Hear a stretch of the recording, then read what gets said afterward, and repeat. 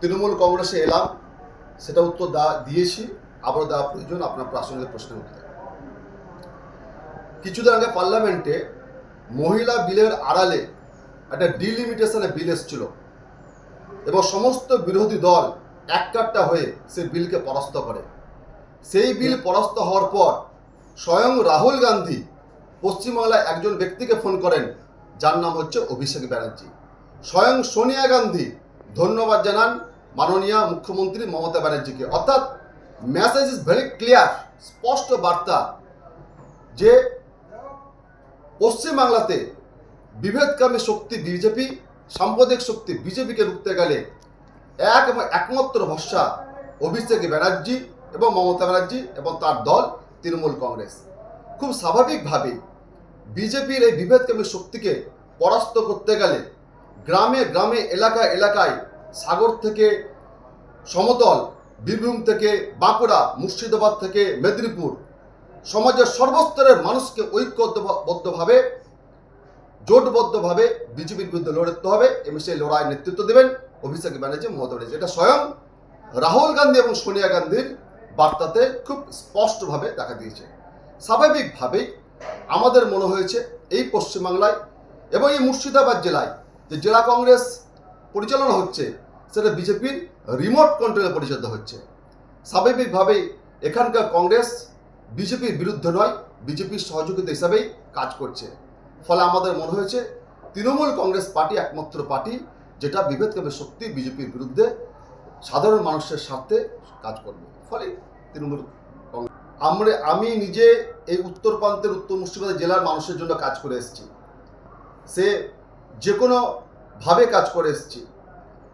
এবং যখন আমি জয়েন করি মাননীয় অভিষেক ব্যানার্জির হাত থেকে, তারপর থেকে ফরাক্কা থেকে সাগরদিঘি, নবগ্রাম, খড়গ্রাম, লালগোলা, সর্বত্র থেকে প্রচুর ফোন এসছে, সমাজের সর্বস্তরের মানুষের কাছ থেকে ফোন এসছে, বিভিন্ন দলের মানুষ আমাকে ফোন করেছেন এবং তাদের যে ফোনের যে প্রতিফলন, তাতে মনে হয়েছে এখানে প্রত্যেকটা আসনেই তৃণমূল কংগ্রেস অনেক অনেক ব্যবধানে জয়লাভ করবে।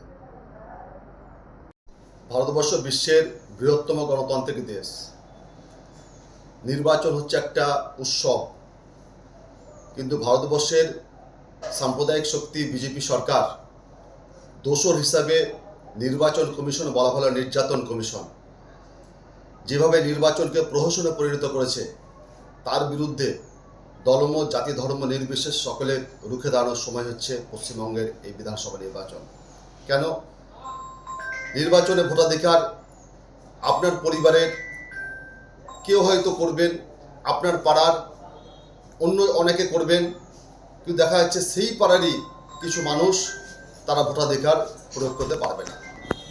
কোনো পরিবারের 3 জন পাচ্ছেন, তো আরও 2 জন দেখা যাচ্ছে ভোটাধিকার প্রয়োগ করতে পারবে না।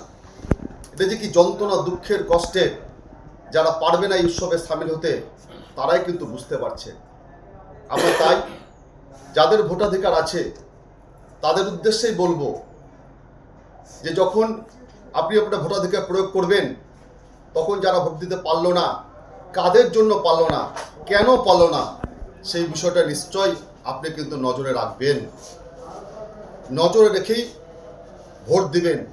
এই নির্যাতন কমিশন এবং বিজেপির যৌথ সাঁড়াশি আক্রমণে সপ্তরথী কাজ করছে। একটা বিজেপি দল হিসেবে কাজ করছে, নির্বাচন কমিশনকে কাজে লাগাচ্ছে, কেন্দ্রীয় বাহিনীকে কাজে লাগাচ্ছে। কেন্দ্রীয় বাহিনী সর্বত্র টহল দেখ, আইন শৃঙ্খলা, শান্তি শৃঙ্খলা পালন করুন, আমাদের বিন্দুমাত্র আপত্তি নেই। কিন্তু কেন্দ্রীয় বাহিনীকে দিয়ে গ্রামে গ্রামে, এলাকায় এলাকায় শান্তিপূর্ণ পরিস্থিতিকে একটা ভয়ের পরিবেশ তৈরি করা হচ্ছে। অতএব এই সমস্ত অশুভ শক্তিগুলোকে রুখতে গেলে পরে পশ্চিমবঙ্গ নির্বাচন কিন্তু একটা অত্যন্ত গুরুত্বপূর্ণ নির্বাচন এবং এই নির্বাচনে সমস্ত অশুভ শক্তিকে, সমস্ত যে সংস্কৃতিহীন বাঙালি বিরোধী শক্তিকে একত্রিত হয়ে জাতি, ধর্ম, বর্ণ, দলমত নির্বিশেষে নির্বাচনে আমাদের ভোটাধিকার প্রয়োগ করতে হবে। অন্তত যাদের আছে তাদের, এবং যাদের নেই তাদের প্রতি সহমর্মিতা দেখে তাদের হয়েও আগামীকালকে সংঘবদ্ধভাবে ভোটাধিকার প্রয়োগ করতে হবে।